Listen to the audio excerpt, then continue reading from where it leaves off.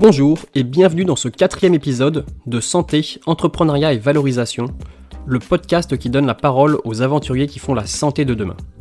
Je suis Mériadec Guignard, pharmacien et amoureux d'entrepreneuriat. Santé, Entrepreneuriat et Valorisation est un podcast que je publie toutes les semaines et vous retrouverez tous les éléments dont je parle sur mon site mériadecguignard.com. Dans ce 4e épisode un peu spécial, j'échange avec Jean-Baptiste, pionnier du podcast entrepreneurial santé en France. Pour que la santé grandisse en France, il faut des aventuriers qui la développent, mais il faut aussi des aventuriers qui la mettent en valeur. Échanger avec Jean-Baptiste, c'est donc comme traverser l'Amazonie avec Mike Horn. On sent sa passion et on peut se fier à son analyse, fruit de nombreux échanges avec ceux qui font la santé de demain. Véritable référent sur ces thématiques, Jean-Baptiste nous expliquera ce qui l'a poussé à sauter le pas du podcast. De l'idée aux premières interviews, en passant par la préparation de ces échanges, il nous dévoilera ses secrets pour produire un contenu de qualité susceptible de faire briller l'écosystème santé français. Chaussez les crampons, prenez les piolets et partons à la découverte de ce qui fera la santé de demain. Salut Jean-Baptiste et merci beaucoup d'avoir accepté mon invitation. Comme à mon habitude et pour permettre à nos auditeurs de situer mes invités en France, ma première question est de te demander depuis où travailles-tu ? Alors là, je suis au Mans en ce moment, donc dans l'Ouest justement, donc je crois que toi t'es à Nantes. Mais sinon, j'étudie à Lyon, donc la majorité de mes interviews ont été enregistrées à Lyon. Ok. Et qu'est-ce que tu fais comme étude en parallèle de ton podcast ? Alors je fais un master dans la santé, en management de la santé et en anglais c'est data intelligence, mais en fait c'est plutôt données de santé, donc plutôt tourné sur l'intelligence artificielle. Ok, et qu'est-ce qui t'a orienté justement vers ces études ? Qu'est-ce que tu as fait comme parcours avant d'en arriver là aujourd'hui ? Moi j'ai fait une double licence, alors tu vas me dire que ça a peut-être pas trop le lien, mais une double licence franco-allemande en business international, dans une fac parisienne et dans une fac en Allemagne. Et puis, c'était une licence en alternance et j'ai pu donc pendant 3 ans travailler pour une entreprise multinationale, moitié américaine, moitié allemande, dans les produits et technologies dentaires. Et donc, pendant 3 ans, j'ai alterné, si tu veux, sur un rythme un peu spécial de 3 mois de cours, 3 mois d'entreprise, des périodes de rotation, on va dire, dans différentes filiales de cette boîte. Et donc j'ai vu un petit peu toutes les branches et tous les métiers dans les dispositifs médicaux et les technologies dans la santé et plutôt dans la dentisterie. Et c'était vraiment passionnant. Donc je me suis dit, voilà, j'ai vraiment envie d'aller plus loin. Le fait de voir que tu as des gens qui sont passionnés, qui travaillent sur des technologies qui vont vraiment avoir un impact sur le quotidien des professionnels de santé, donc en l'occurrence des dentistes ou alors leur équipe, et puis avoir un impact ensuite sur les patients, bien sûr. Et ben ça, c'était vraiment génial et je me suis dit que en fait, je voulais avoir à la fois ce côté tech ou ce côté impact, et donc voilà, la santé, je pense, correspond bien. Ok, et tu as eu l'occasion de bouger un petit peu à l'étranger, si je me trompe pas, pendant tes études ? Ouais, c'est ça. Alors du coup, donc c'est pendant mes études, mais c'est aussi surtout pendant l'alternance. Donc mes études étaient en France et en Allemagne. Donc là déjà ça m'a fait environ 1 an et demi en Allemagne. Mais à chaque fois que je travaillais pour l'entreprise, en fait, la boîte m'envoyait dans une de ses filiales à l'étranger, et donc tous les 3 mois je changeais de pays. Donc j'ai commencé en Allemagne, ensuite je suis allé en Autriche, en Suède, au Canada. Ensuite je suis retourné en Suède et après, c'était Covid et je devais partir aux États-Unis, et finalement je suis resté à la maison et j'ai retravaillé pour le Canada. Voilà. Ok, d'accord. Et quand tu t'es inscrit en master, est-ce que ça a été ça le déclencheur pour lancer ton podcast, ou est-ce que c'était quelque chose que tu avais en tête avant ? Quel a été un peu le rapport étude personnel dans le choix de lancer ton podcast ? Ouais, alors moi j'essaie de toujours penser long terme, d'être très proactif dans tout ce que je fais. Et donc bon, je dirais pas que le master est un élément déclencheur, mais ça a joué. C'est-à-dire que quand je suis rentré de Suède, et que donc du coup je suis revenu m'installer en France et qu'en plus on allait être confinés, je savais déjà que j'allais commencer ce master dans la santé, et donc que j'allais in fine me spécialiser dans cette industrie, y travailler probablement toute ma carrière. Et donc il fallait que, à la fois j'apprenne énormément de choses, que je me forme. Donc ça pouvait être, en partie, fait, à travers le master, accompli à travers le master et puis, surtout que je me fasse un réseau parce que, je me suis rendu compte, pendant ces 3 années en alternance dans l'entreprise que le réseau jouait énormément et quand on est étudiant, on connaît personne, c'est difficile de rencontrer des gens en dehors de son petit cercle et donc je me suis dit: «Il faut que je trouve un moyen pour rencontrer ces personnes, qui m'inspirent, qui peuvent m'apprendre des choses et qui, potentiellement pourraient m'ouvrir des portes par la suite». Quelle a été la première chose que tu as fait quand tu as décidé de lancer le podcast? Et d'ailleurs, ça s'est fait à quel moment à peu près? Alors j'ai commencé, en juin, fin juin, début juillet, quelque chose comme ça. En fait, à la base, je savais pas vraiment, si je voulais faire, un podcast, mais je me suis dit: «OK, donc tu es étudiant, personne, ne s'intéresse, à toi, justement parce que tu es étudiant et que tu as pas d'expérience. Tu peux te dire que tu as pas grand chose à leur apporter et donc il faut que tu trouves un comment dire? Un contexte, si tu veux, pour échanger avec ces personnes et je me suis dit: «En fait, la meilleure chose à faire, vu qu'il y a pas d'événement, il y a pas de moyen de les rencontrer et ben, c'est, de les inviter sur un média, de les mettre en valeur et ce de manière gratuite». Parce que, voilà, à la différence de plein d'agences ou, d'autres acteurs de l'écosystème, je fais ça gratuitement et puis, en échange, moi, ça me permet de les rencontrer. Donc voilà, le podcast, c'est un format qui me passionnait et je me suis dit: «C'est parfait, toutes les étoiles sont alignées, je vais me lancer sur le podcast». Mais la première étape, c'est, bien sûr, comment, trouver des invités alors que je connais a priori personne. Et donc j'ai fait appel à on va dire mon réseau, de première ligne, donc mes proches qui connaissaient, des gens dans la santé, qui connaissaient des entrepreneurs et donc de fil en aiguille, j'ai contacté ces entrepreneurs, en même temps j'ai regardé sur internet, j'ai regardé qui était déjà passé dans des podcasts, qui serait plus ouvert en fait à passer sur un podcast. Alors c'était pas simple parce qu'il y avait pas de podcast santé, ou très peu, plutôt, tournés vers le professionnel de santé. Et donc je me suis dit, «OK, voilà, je vais creuser ces 2 axes et puis, ces personnes vont, me présenter à d'autres, potentiels invités» et voilà, après, on en arrive aujourd'hui où j'ai réalisé pas mal d'interviews. OK, ça c'est intéressant ce que tu dis. Tu as fait plus ou moins une espèce de petit benchmark avant de commencer. Qu'est-ce que tu avais observé d'autres, justement comme tu dis, d'autres podcasts, mais qui n'étaient peut-être pas spécifiques entrepreneuriat santé? Tu avais vu d'autres choses dans le domaine? Ou Ouais, alors moi j'écoute beaucoup de podcasts américains surtout. Ça fait que depuis, 1 an, je pense que j'écoute des podcasts français. En fait, depuis que je veux lancer mon propre podcast j'en écoute forcément des podcasts français pour voir un petit peu ce qui se fait et ce que j'aime ou ce que j'aime moins et donc aux États-Unis, il y avait beaucoup de podcasts, si tu veux, des sortes de chroniques sur des sujets santé, tech, digital.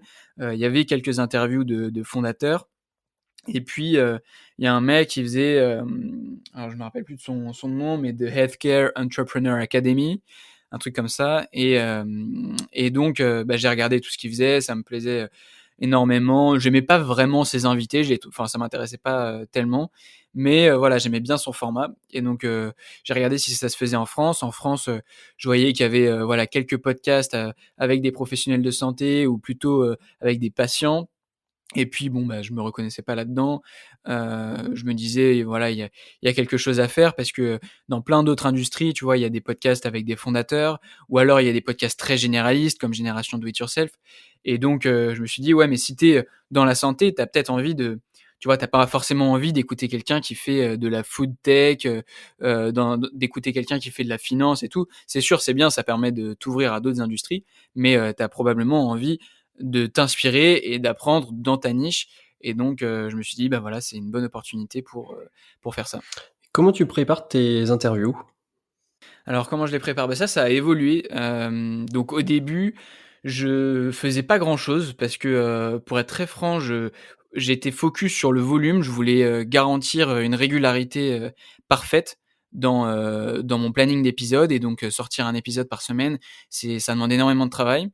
Et donc j'étais focus sur, voilà, booker des invités, puis travailler mon process pour diffuser, pour monter et cetera, pour habiller les épisodes et puis, au fur et à mesure, quand je suis devenu un peu plus à l'aise sur, voilà le montage, sur, la diffusion, la communication et ben, j'ai un peu, shifté parce qu'aussi je commençais à devenir un peu plus connu et donc j'ai moins de difficultés à aller chercher des invités. Donc forcément, j'y mets beaucoup moins de temps et je peux plus me concentrer sur, la préparation et donc, en amont, je vais mettre, 1 heure et demie, où je vais, voilà, donc à partir de ma trame qui est déjà prédéfinie et qui est la même pour tous les invités, creuser à partir donc voilà, d'articles, de blogs, d'interviews sur, YouTube, de podcasts qui ont déjà été enregistrés avec les fondateurs et donc je vais les écouter, je vais consommer tout ce contenu-là et puis je vais ranger un petit peu, toutes les informations que je juge pertinentes dans chacune de mes sous-parties, de cette trame, qui est commune à tous les invités et à partir de là, généralement, ça me fait un plan assez badass pour pouvoir, faire une interview construite avec des éléments auxquels je vais pouvoir me raccrocher, en cours de route et puis, ça fait quelque chose de bien, j'espère et généralement, ça plaît aux invités de voir que j'ai fait un travail de recherche assez approfondi en amont. Oui, bah, c'est ce que j'ai pu voir, notamment avec, l'interview de Carista. J'ai vu que tu avais creusé carrément le nom de l'entreprise et c'est vrai que tu rentres dans une granularité qu'on retrouve dans pas beaucoup d'interviews. Souvent, c'est un milieu qui est un petit peu aseptisé, donc c'est vrai que c'est très agréable. Ouais, je pense que, je pense qu'il y a un avantage en fait à être aussi, assez niche. C'est-à-dire que, plus tu es niche, plus tu vas en fait devenir pas expert, mais enfin, sur le long terme si et puis tu as des moyens de comparaison si tu veux avec, d'autres entreprises, avec d'autres business models, avec d'autres fondateurs, d'autres histoires et donc, tu es plus spécialisé, dans ce que tu dis. Et justement, aujourd'hui, comment tu t'organises pour produire un contenu par semaine, vu que tu as un petit peu modifié ton approche? Alors j'ai pas vraiment de planning, tu vois? Ça serait te mentir si je te disais voilà, tous les mercredis, j'enregistre, un podcast, le, samedi matin je le monte, et puis, le lundi soir, le mardi, je communique, je diffuse et cetera. Non, c'est pas vraiment comme ça, aujourd'hui, enfin c'est sûr, il y a des trucs qui sont, réguliers, qui sont toutes les semaines. La diffusion et la communication, c'est toujours le même jour, mais, le reste, ça va vraiment dépendre à la fois, du planning des invités et de mon planning. Donc, je suis assez flexible. J'essaye d'organiser toujours, en fin de journée parce que, bah, voilà, j'ai cours. Généralement, j'ai les travaux de groupe, j'ai des trucs perso à faire, et donc, plutôt en fin de journée, aux alentours de entre 17 et 20h. Généralement, c'est ce qui arrange les invités aussi. Donc là, en plus, c'est plus cool, on se pose, c'est vraiment une discussion, ça plaît, ça détend, ça plaît aux invités plutôt que le matin quand ils sont dans le rush. Et puis après, je fais le montage. Généralement, j'essaye de mettre, d'y allouer vraiment un bloc, donc de tout faire d'un seul coup sur l'épisode. Ça peut être, bah, justement, voilà, le dimanche, matin après avoir fait mon sport ou être allé, faire des courses, un truc comme ça. Paf, je me pose et puis, avant le déjeuner, je fais tout mon montage et je prépare, les teasers, les trucs comme ça et puis, le reste, je le fais à la dernière minute avant de diffuser. J'envoie la newsletter, et je communique sur LinkedIn. J'écris pas les posts en avance et cetera. Je fais tout, dans les 10 dernières minutes. Tout à l'heure, tu disais justement que maintenant, tu as moins de mal à trouver tes invités. Est-ce que tu as observé un moment de bascule dans le développement de ton podcast, un moment où justement, bah, tu as moins de mal à trouver des invités qu'au début? Ouais, alors, c'est pas je saurais pas dire, voilà, à quel jour c'est arrivé ou à quel épisode, mais je pense que je me suis rendu compte que, voilà, à partir du moment où tes invités, et tes auditeurs, on voit que tu es régulier et que, tu es toutes les semaines au rendez-vous, que, c'est, le même format à chaque fois et que tu pars pas, dans tous les sens ou même que tu abandonnes pas tout simplement et ben, tu, crées une sorte de relation de confiance et avec tes futurs invités, ça les rassure aussi de voir que, voilà, tu vas pas disparaître, tu vas pas ton podcast va pas couler ou que tu vas pas, changer d'idée et partir sur un blog, dans 2 semaines et donc eux, se projettent et se disent: «Bah, voilà, lui, il a l'air sérieux, il y a des invités, quali qui sont passés, j'aimerais bien venir aussi sur son podcast» et donc je pense que ça, c'est arrivé vers, 10, 12, 15 épisodes, quelque chose comme ça, entre 10 et 15. Là, les invités ont commencé à se rendre compte que, ça commençait à devenir un beau projet et surtout un gros projet. Aujourd'hui, on vit un peu dans une époque, de la data, bah, notamment, ton master c'en est la preuve. Est-ce que tu suis les statistiques de ton podcast et est-ce que ça te sert à prendre des mesures correctives? Oui et non, c'est-à-dire que donc moi je les suis parce que, voilà, je suis, forcément, intéressé par, ce qu'en pensent les auditeurs et quel format marche le mieux, quel invité, plaît le plus par exemple. Mais déjà je les compare pas vraiment parce qu'ils sont assez différents. Mais surtout, en fait cette initiative de podcast elle est venue d'un besoin très personnel, et je dis souvent égoïste, enfin je le cache pas, de, moi rencontrer des gens et me faire un réseau et apprendre et donc forcément à la base, je faisais pas ça pour, être connu ou pour, vendre un service derrière, quoi que ce soit donc les statistiques, m'intéressent mais c'est pas une valeur absolue et donc c'est aussi, quelque chose que j'utilise pour, voilà re me comment dire? M'améliorer mais en même temps, je relativise toujours. Voilà. De toutes les startups que tu as pu interviewer, laquelle aurais-tu aimé, lancer toi-même? Ça, c'est une bonne question. Hem, je pense, et c'est une startup dont je parle beaucoup sur le podcast parce que j'ai l'impression qu'il y a beaucoup d'acteurs qui la connaissent aussi. C'est Incepto parce que, j'aime bien leur modèle. Donc, Incepto, pour la faire courte, c'est, une plateforme qui, permet, d'agréger toutes les applications, d'imagerie médicale, utilisant l'intelligence artificielle et qui a en fait un modèle à la Netflix parce qu'elle va produire en plus, ses propres applications, qui seront également hébergées sur cette, plateforme donc centrale et donc, moi j'ai fait, bah, des études plutôt, orientées business. Donc forcément le business model m'intéresse énormément et j'ai vu quelque chose de solide et en même temps de très utile parce que ça permet, de simplifier, ben, le travail de tous les professionnels de santé qui ont besoin de ces applications et qui, jusque-là avaient besoin peut-être d'aller chercher, de l'aide, ou du soutien un peu à droite à gauche. Alors que là, tout est au même endroit, tout est simplifié et ça me plaît pas mal. Quelle est la personne que tu rêves d'interviewer? Maintenant, après toutes tes interviews, est-ce qu'il y a quelqu'un que tu aimerais vraiment rencontrer, que ça soit en France, à l'étranger ou encore ailleurs? Bah, en France, il y a une personne parce qu'elle a eu un impact, quand même, immense sur le système de santé et la manière dont les Français consomment la santé. C'est le fondateur de Doctolib. Donc forcément, déjà c'est une licorne, c'est quelque chose de monstrueux, en France. Tout le monde, presque, consomme Doctolib. On voit la place que ça a dans, le plan, vaccinal. Tout ça, ça m'intéresse énormément et donc je pense que j'aurais pas mal de questions, à lui poser, notamment sur, voilà, ce que ça fait de travailler, avec, donc, un ministère, ce que ça fait de changer, la manière de prendre des rendez-vous, à l'échelle nationale d'un pays et puis, à l'échelle internationale parce que, voilà, Doctolib, commence à s'étendre, enfin est même déjà bien présent, en Allemagne et puis en Espagne, il me semble. Hem donc ça m'intéresse de voir également, comment ils envisagent le futur, heu, de cette licorne. Quelles sont les prochaines étapes pour ton podcast? Alors les prochaines étapes, elles dépendent pas mal de moi et de ce que je vais faire, bientôt. Donc ça va changer à partir de cet été probablement. Heu, en fait, si tu veux, là, ça fait un an, près d'un an que j'interviewe, des entrepreneurs en santé et peut-être que, voilà, avec, moi, mon entrée sur le marché et le fait que je rejoigne, une entreprise, et ben, ça va induire, soit un changement dans la ligne éditoriale, soit un changement dans le format, voire un changement dans la fréquence. Pour l'instant, je peux pas trop m'avancer parce qu'il y a encore rien de défini, mais j'ai une bonne idée et bah, je vous invite à me suivre, pour suivre ça. Mais globalement, ça sera à partir de cet été, voire la rentrée prochaine. OK, bah, on note sur les agendas. Une partie un petit peu plus large maintenant sur le marketing et sur l'univers de la santé et une première question, comment tu expliques cet engouement actuel pour le monde du podcast et peut-être plus généralement pour le monde de l'audio?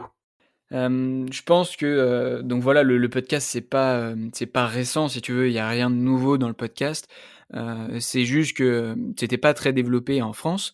Aux États-Unis, depuis un moment, depuis, voilà, peut-être, 5 à 8 ans et bah, ça a explosé aussi, dernièrement, voilà, on a vu le rachat du podcast de Joe Rogan par Spotify. Je pense que ça a marqué vraiment, les esprits et on a vu que ça prenait une place, énorme dans la consommation audio et puis, le streaming Et donc, en France, on voit depuis 2 ans que les gens s'intéressent énormément au podcast. Je pense parce que ça permet, si tu veux, à l'instar de la radio classique ou de la chronique radio, de sélectionner le contenu que tu veux consommer et donc de choisir que des choses pertinentes. Donc, on parlait de niche tout à l'heure. Ben voilà, si tu as envie d'écouter quelque chose de très précis. Maintenant, grâce aux applis de podcast, eh ben, je peux taper, imaginons, le nom d'un fondateur dans l'appli et il va me sortir tous les épisodes sur lesquels il a été invité. Donc moi c'est cool, j'utilise dans mes recherches et ça simplifie tout. Mais si je dois faire une veille très approfondie et que je suis un entrepreneur ou un marketeur ou un sales, eh ben, ça va me permettre de m'informer sur un contenu très, très, très niche. Et puis sur l'audio en général, je pense que ben voilà, on est un peu au dans un mode de consommation maximale, c'est-à-dire qu'on veut être productif au maximum et donc consommer de l'audio pendant qu'on fait une tâche qui, qui requiert, on va dire, notre attention visuelle. Donc par exemple, quand tu es en train de faire de la cuisine, du ménage ou quelque chose comme ça, et que tu peux pas lire ou regarder une vidéo, et ben l'audio s'y prête super bien parce que tu vas pouvoir voilà, écouter et en même temps, bah, faire réaliser une tâche. Et donc, je pense que c'est un peu le paroxysme de la consommation de contenu. Est-ce que tu t'es intéressé un petit peu à Clubhouse, qui a fait beaucoup de bruit là, il y a 1 mois, 2 mois, et qui continue un petit peu? Alors, beh, je m'y suis intéressé, forcément, je l'ai regardé, heu, en de loin, mais en mode veille, parce que déjà je suis team Android, donc pour moi c'était pas possible d'utiliser ou de participer. Et puis j'étais un peu sceptique à vrai dire au début parce que bah, voilà, je me méfie des booms et cetera. C'est sûr que ça aurait pu être utile, je pense, à très court terme, parce que j'aurais pu surfer sur la vague. C'est le moment où en plus le podcast a vraiment décollé quand c'était le tout début. Donc si je m'y étais mis vraiment au début, peut-être que ça aurait encore accéléré la croissance. En revanche, je pense qu'il y a quelques problèmes à Clubhouse, c'est que voilà, c'était beaucoup de spontané, assez peu de préparation de ce que j'ai compris. Alors moi je mais comment dire? Je m'avance mais que des avec des pincettes parce que j'ai pas participé donc j'ai pas envie de passer pour un peu un vieux con, à cracher sur quelque chose que j'ai pas utilisé moi-même. Mais le podcast, ce que je préfère et que je mets en avant, c'est, voilà, la qualité, du contenu et des recherches et je pense que, bah, voilà, si, Clubhouse, veut perdurer ou, du moins que si, des utilisateurs veulent continuer à percer, sur cette appli et à l'utiliser pour leur business, on va dire, eh ben, il va falloir, passer sur, soit vraiment du live, mais, heu, un format, on va dire, complémentaire, soit quelque chose de très préparé et qui permet de faire participer, une audience et là, je pense que, voilà, ils auront gagné, leur pari. Tu me fais penser à une question complémentaire. Est-ce que tu conseilles ou est-ce que tu inspires d'autres personnes qui voudraient se lancer dans le podcast? Je pense notamment aux promos de ton master ou des choses comme ça. Ouais, alors, dans le podcast et dans la santé en règle générale, j'essaye de voilà, d'utiliser un petit peu, ce que j'apprends au quotidien au contact des entrepreneurs, pour aider, autour de moi. Donc que ça soit dans de la recherche, de stage, dans, du réseau, dans des choses comme ça ou dans la création de contenu, donc le podcast également. Voilà, il y a une fille de ma promo qui a lancé, son podcast qui s'appelle Chloé. Son podcast s'appelle Le Journal du pharmacien. Peut-être que, je sais pas, j'ai, aidé autour de moi, j'ai fait pas mal d'appels, tu vois? Ensemble, toi et moi, on avait fait un appel. J'ai un ami qui a lancé un podcast, qui s'appelle Bienvenue au capital, donc sur le private equity. Hem, voilà, je le connaissais pas non plus, mais c'est lui qui m'a contacté, et puis on a échangé et il y a eu un super bon feed. Donc le podcast, ça me permet à la fois de faire des rencontres et puis, peut-être d'aider, des gens autour de moi, des étudiants, ou des professionnels parce qu'il y a aussi pas mal de consultants, de marketeurs, de créateurs de contenu avec lesquels je discute, au quotidien et je pense que enfin, c'est même sûr, je les ai déjà aidés, en les mettant en contact ou, en leur donnant des pistes, des choses comme ça ou en leur faisant un deuxième avis sur quelque chose qu'ils avaient produit.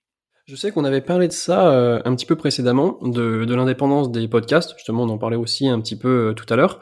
Qu'est-ce que tu penses des entreprises qui vont lancer un podcast ou, plus généralement, qui vont adopter une stratégie de contenu pour faire de l'inbound marketing? Est-ce que tu penses que c'est une bonne chose ou est-ce que tu penses que ce manque d'indépendance, il peut nuire un petit peu à la qualité des échanges? Alors le contenu, enfin l'inbound marketing, le contenu oui, absolument, c'est pas nouveau, moi c'est quelque chose que j'ai pas mal étudié et forcément c'est très, très pertinent, dans la plupart des verticales. Après le podcast, en particulier, c'est quelque chose qui demande, énormément, d'efforts. Ça peut paraître simple parce que c'est quelque chose qui ne demande pas de technologie, très peu, il y a très peu de coûts, en fait, qui sont engendrés par le podcast. En revanche, si on veut faire un bon podcast, je pense qu'il faut, avoir une ligne, ou un ton, qui doivent être bien maîtrisés, qui doivent être, les mêmes sur tous les épisodes et surtout qui correspondent qui répondent à un besoin d'une audience, ciblée et ça, je pense que c'est pas toujours, réalisé parce que parfois j'ai du mal à voir vraiment, vers quoi on tend et puis, surtout j'ai du mal à voir la régularité, dans les épisodes. Parfois, j'ai plus l'impression que c'est, pour, interviewer les copains et puis parce que ça fait bien d'avoir un podcast, parce que je peux mettre, podcasteur, dans mon titre LinkedIn.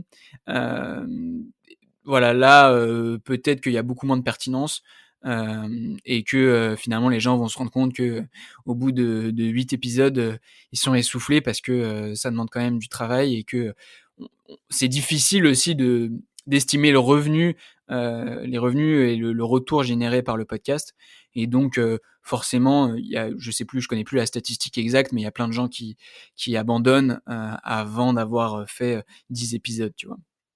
Une quatrième partie désormais sur, l'entrepreneuriat santé. Parce que justement, je bénéficiais du fait que tu sois là et que tu aies une vision quand même très large avec toutes les personnes que tu as pu interviewer dans cet écosystème.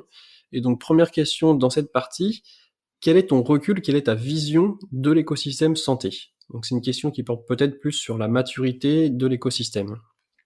C'est une bonne question, c'est une vaste, très vaste question. Hem je pense que, voilà, c'est enfin, on l'a vu, cette année et l'année dernière que la santé et l'entrepreneuriat en santé, particulièrement digital, sont des verticales, très porteuses, énormément de projets, lancés, de beaucoup de fonds qui sont levés.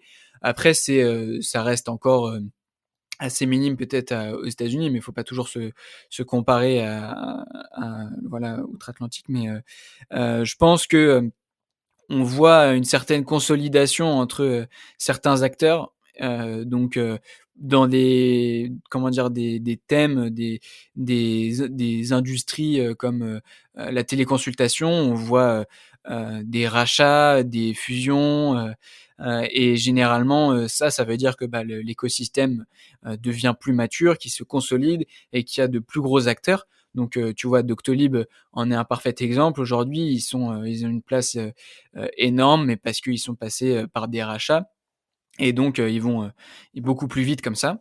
Enfin en business, tu as des approches, genre winner takes all, en fonction de quel, acteur va pouvoir avaler, et attraper tous les autres sur le chemin et puis après il va avoir tout le marché et je pense qu'il y a des industries qui s'y prêtent beaucoup plus parce qu'on va pas, passer par 10 000 outils différents quand on habite en France, ça a pas trop de sens et puis, pareil sur la téléconsultation. Là, on a vu par exemple la semaine dernière, le rachat de Care par, un groupe britannique dont je n'avais jamais entendu parler.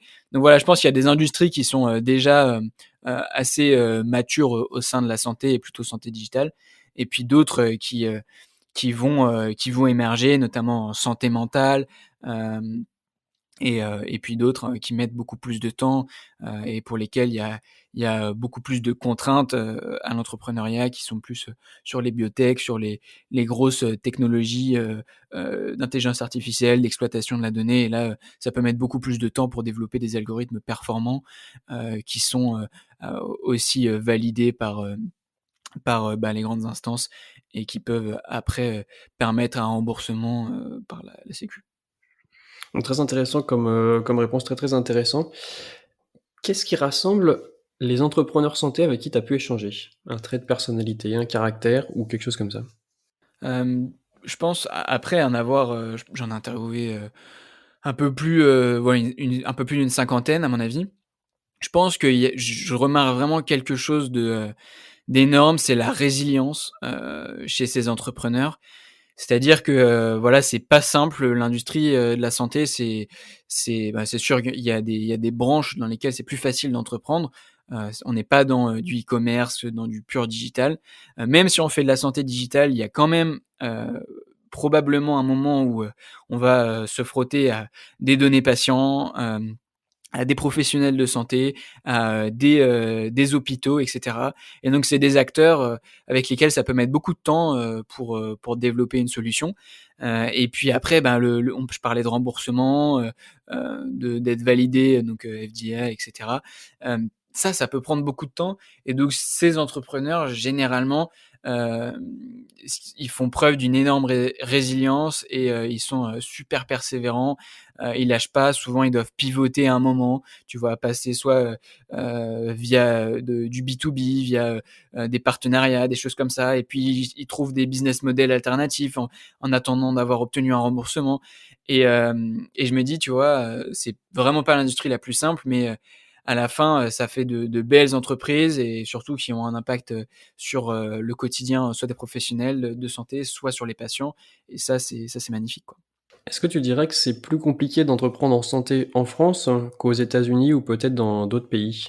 Bon, ça je sais pas vraiment parce que, honnêtement, je me considère pas vraiment comme un entrepreneur, en santé, et certes, je suis un acteur important, mais voilà, je l'ai pas fait moi-même, donc, et je connais pas non plus le système, des États-Unis, comme, le système français. Je pense pas que, dans l'approche, ça soit plus simple là-bas. En revanche, je pense qu'il y a plus facilement des fonds qui sont, levés, aux États-Unis. Forcément, il y a beaucoup plus de capital aussi, donc ça peut peut-être aller plus vite, mais à la fin, je pense que, tu vois, le fait qu'en France, on ait un écosystème qui soit relativement, petit, peut-être que c'est aussi un avantage. C'est-à-dire qu'on va plus facilement, se faire une place, qu'aux États-Unis, et plus facilement devenir, gros, à l'échelle de la France toujours, hein, mais en France qu'aux États-Unis, parce que, là-bas, il va y avoir, plein de gros acteurs, alors qu'en France, on va plutôt avoir, quelques-uns, et tu vois, je pense que j'en suis un bon exemple, avec le podcast. C'est que je connaissais personne, je suis encore étudiant, j'ai pas travaillé, en France, j'ai jamais bossé dans une boîte en France et ni dans la santé, et donc en 1 an, j'ai réussi à me faire, un beau réseau, dans la santé, et donc je pense que c'est faisable quand on est entrepreneur et qu'on est déterminé, et qu'on surtout, enfin voilà, c'est pas juste ça, il y a plein d'autres variables, sur ton projet, sur ton idée, sur l'exécution et cetera. Mais je pense qu'il y a une place pour tous les entrepreneurs en France, en santé. Tu parlais de ta notoriété justement que tu commences à acquérir et tu disais que tu te considérais pas vraiment comme un entrepreneur santé. Mais par contre, est-ce que tu te considères comme un influenceur santé aujourd'hui?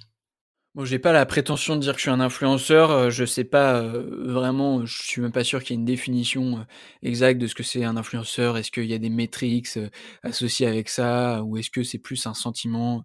Tu vois, si tu as influencé, 2 mecs de ta classe, pour lancer un projet, est-ce que tu te considères influenceur? J'en sais rien. En revanche, moi, je mesure plutôt, ce que j'apporte aux gens, il y a pas mal d'auditeurs qui me font des retours, qui me disent que, ça les aide, soit ça les inspire parce qu'eux-mêmes, entreprennent dans la santé, et ça leur permet de rencontrer, des gens, parce que tu vois, ils vont, écouter un épisode et puis après, ils vont contacter une personne, ils vont pouvoir rebondir sur quelque chose qui a été dit dans un épisode. Ça, ça plaît énormément. Il y a des gens qui vont me dire: «Merci pour ce que tu fais, merci pour ton contenu, c'est génial, continue et tout», et ça, c'est vraiment, top, enfin, c'est hyper motivant. Donc ça, c'est cool.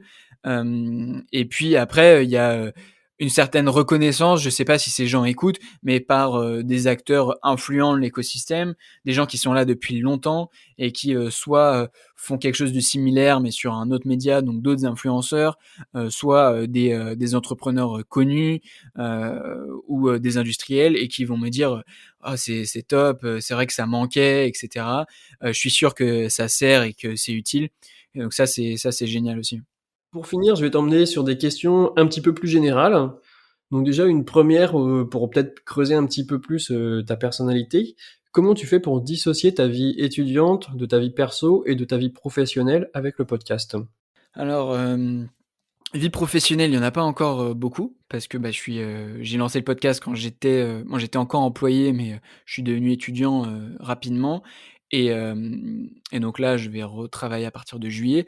Donc voilà, ça, c'est assez, minime, mais, la partie étudiante et la partie, personnelle, on va dire que c'est un mix. C'est-à-dire que je suis étudiant jusqu'à, la fin de mes cours et la fin de mes projets, mais après je suis, à temps plein, sur le podcast et le podcast, si tu veux, c'est un projet que tu as tout le temps dans la tête. C'est-à-dire que tu vas penser, tout le temps à ça. On va t'envoyer des messages, à n'importe quelle heure, à 23h comme à 2h du mat ou à 6h, en semaine comme le week-end.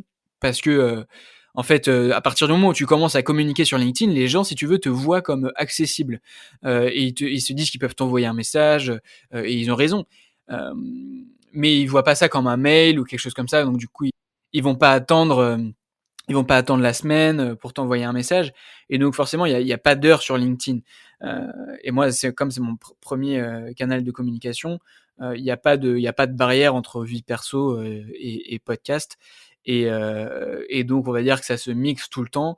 Après j'essaye, de m'accorder des moments, où je vais focus, que sur le podcast, comme je te disais quand je fais du montage, des choses comme ça, mais sinon c'est un petit peu tout le temps. C'est un petit peu, au compte-gouttes quand ça arrive, je réponds. Parfois, je laisse plusieurs messages en attente parce que, j'ai pas le temps, parce que j'ai pas envie non plus d'engager des conversations, très longues, à un certain moment parce que, voilà, ça demande un certain engagement, voilà et généralement aussi quand j'ai pas mal de questions qui sont similaires, donc tout à l'heure on parlait d'aider des étudiants, je vais essayer de, si tu veux, d'être productif dans ma réponse, et donc de pas répondre à chaque étudiant ou à chaque, entrepreneur, un peu individuellement et plutôt centraliser toutes les questions et c'est comme ça que j'ai fait une FAQ, qui est sortie il y a maintenant, 1 semaine ou 2 semaines, où, voilà, j'ai fait un live, sur Zoom, pas sur Clubhouse et on a passé 1 heure et demie avec 15 étudiants qui avaient plein de questions sur la recherche, de stage dans la santé, sur, comment, voilà, démarcher des entreprises, comment candidater et cetera. Puis me poser des questions sur le podcast et donc ça m'a permis, si tu veux, d'éviter, de faire, peut-être, plein d'appels avec, ces personnes-là et en même temps, c'est beaucoup plus sympa, d'interagir en direct. Ouais, carrément. J'ai vu aussi que tu faisais pas mal de sport, notamment quand tu étais plus jeune. Est-ce que tu continues à en faire et est-ce que justement ça t'aide à te stabiliser un petit peu dans la vie de tous les jours? Ouais, complètement. Alors moi, j'ai fait, pas mal de demi-fond, de course à pied donc. On va dire que la course à pied c'est une forme enfin dans l'endurance, hein, c'est une forme de persévérance, de résilience aussi et ça permet je pense de se forger un mental, et d'être beaucoup plus apaisé. Moi, ça me détend, quand je me remets, à travailler après ou quand je me pose, après avoir fait du sport, je suis, hyper calme. Généralement, je suis plus focus et je vais pouvoir, être plus productif par la suite. Donc je pense que le sport, je pourrais pas arrêter, j'ai vraiment besoin de ça pour être bon, on va dire, dans ce que je fais. Du coup, tu me fais penser automatiquement à une autre question. Quelle est ta grande ambition et est-ce que tu as un plan pour y arriver? Alors ma grande ambition, bon je sais pas, si c'est voilà, si c'est si énorme que ça, mais je vais dévoiler quelques trucs, probablement cet été. Moi je suis passionné de voilà d'international, de culture et de rencontres. Donc le podcast, se prêtait à la rencontre, mais j'ai envie d'aller beaucoup plus loin et donc et surtout d'avoir un impact, local aussi. Donc je vais travailler à l'étranger, je vais travailler avec des professionnels de santé, avec, plein d'acteurs et moi ce que j'aime vraiment dans mon travail, et dans ce que je fais aujourd'hui avec le podcast, mais plus tard, travailler en mode écosystème, si tu veux. Pas juste avoir un seul interlocuteur, pas juste me concentrer sur une cible. Moi, j'aime bien comprendre comment l'écosystème fonctionne et comment tous les différents acteurs vont apporter de la valeur entre eux et en même temps faire grossir cet écosystème à travers cette création de valeur. Et donc ça me plaît pas mal et c'est ce que je vais faire plus tard. Voilà. Ok, top. Avant-dernière question, je m'intéresse pas mal au parallèle entre les aventuriers et les entrepreneurs, en particulier les entrepreneurs santé. Donc il y a une question que j'aime bien poser, c'est quel est ton aventurier, ton aventurière, ton explorateur, exploratrice préféré? C'est une bonne question. Alors si on prend vraiment le terme, aventurier à la racine, j'aime bien, pour plusieurs raisons ce que fait Mike Horn, et puis ce que fait, Kilian Jornet qui est un trailer, très connu, parce que, en fait, outre juste, la passion, et l'excellence, parce qu'ils sont très bons dans ce qu'ils font, ils partagent énormément ce qu'ils font et tu vois à travers, des livres, des documentaires, des films, des choses comme ça permet d'inspirer, ça permet de faire voyager et donc ça va outre, juste la passion, on va dire égoïste, heu, mais la passion assez perso et c'est un truc plus collectif et ça me plaît pas mal. Dernière question, pour finir sur un conseil concret. Est-ce que tu as un levier activable maintenant, un conseil concret pour quelqu'un qui aurait une idée, qui voudrait entreprendre dans la santé et ailleurs? Ou ailleurs? Bon, il y a 2 choses, je pense. La première, c'est il faut pas attendre. C'est-à-dire quand on a une idée, quand on, quand on veut faire quelque chose, il faut le confronter rapidement et à la réalité et se lancer rapidement.